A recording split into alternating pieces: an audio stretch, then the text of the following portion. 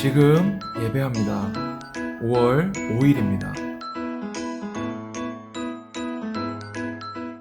중등부 친구들 5월 5일 어린이날입니다. 오늘도 하나님께서 어린아이와 같은 자들, 연약한 자들과 함께 하신다라는 사실을 기억하고 오늘 하루도 하나님께 예배하기를 원합니다. 오늘 함께 볼 말씀은 역대하 2장 1절부터 18절까지 말씀입니다. 함께 보겠습니다.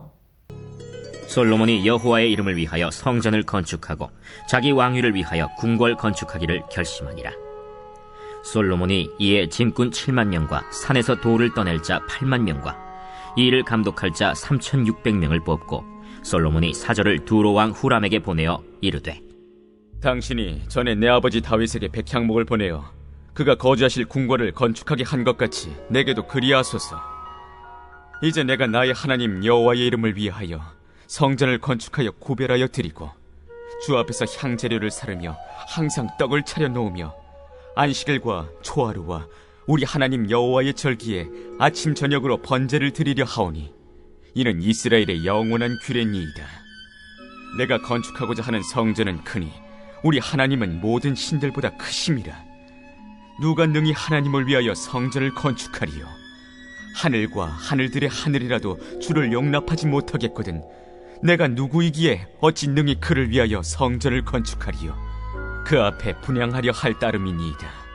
이제 청하건대 당신은 금, 은, 동, 철로 제조하며 자색, 홍색, 청색 실로 직조하며 또 아로 새길 줄 아는 재주 있는 사람 하나를 내게 보내어 내 아버지 다윗이 유다와 예루살렘에서 준비한 나의 재주 있는 사람들과 함께 일하게 하고 또 레바논에서 백향목과 잣나무와 백단목을 내게로 보내소서. 내가 알거니와 당신의 종은 레바논에서 벌목을 잘 하나니 내 종들이 당신의 종들을 도울지라. 이와 같이 나를 위하여 제목을 많이 준비하게 하소서. 내가 건축하려 하는 성전은 크고 화려할 것이니이다. 내가 당신의 벌목하는 종들에게 찌은 밀 2만 고르와 보리 2만 고르와 포도주 2만 밭과 기름 2만 밭을 주리이다.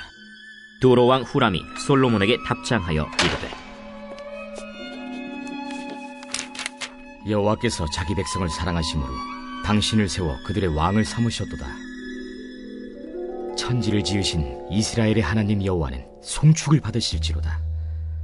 다윗 왕에게 지혜로운 아들을 주시고 명철과 총명을 주시사 능히 여호와를 위하여 성전을 건축하고 자기 왕위를 위하여 궁궐을 건축하게 하시도다. 내가 이제 재주 있고 총명한 사람을 보내오니 전에 내 아버지 후람에게 속하였던 자라. 이 사람은 단의 여자들 중 한 여인의 아들이요 그의 아버지는 두로 사람이라.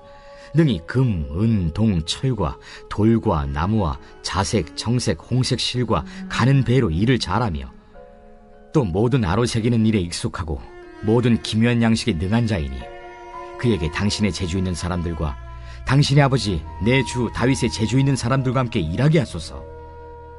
내 주께서 말씀하신 밀과 보리와 기름과 포도주는 주의 종들에게 보내소서. 우리가 레바논에서 당신이 쓰실 만큼 벌목하여 떼를 엮어 바다에 띄워 요바로 보내리니 당신은 제목들을 예루살렘으로 올리소서.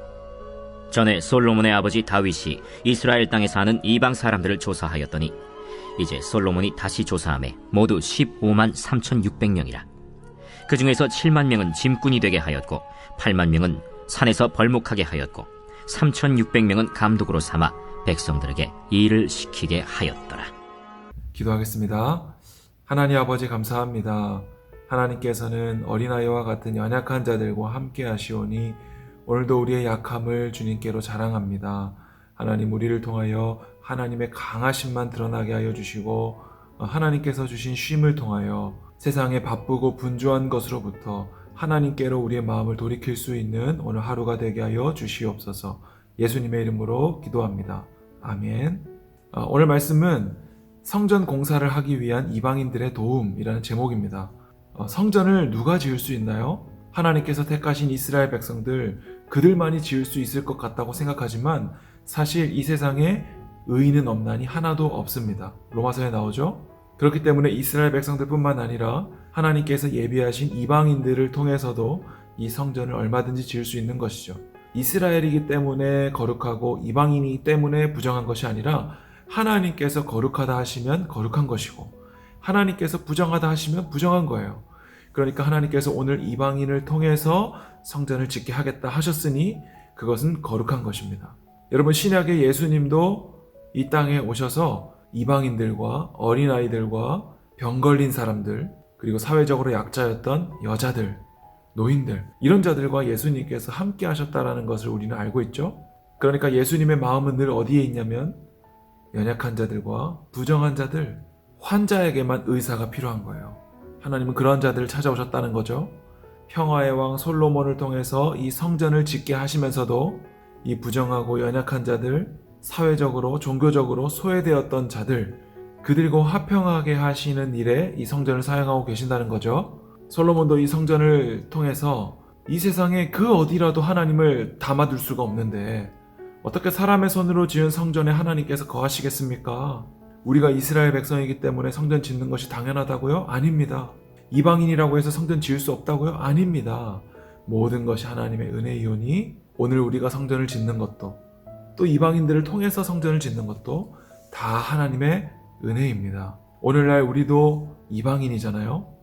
이방인 같은 우리들, 이 땅의 나그네인 우리들도 하나님께서 은혜로 이 자리에 불러주셨사오니 모든 것이 하나님의 은혜입니다. 나의 나됨을 자랑하지 않고 오늘도 그 은혜를 베푸신 예수님만 자랑하는 오늘 하루가 되었으면 좋겠습니다. 기도하겠습니다. 하나님은 이방인을 통해서도 약하고 부정한 것들을 통해서도 영광 받으시는 분인 줄로 믿습니다.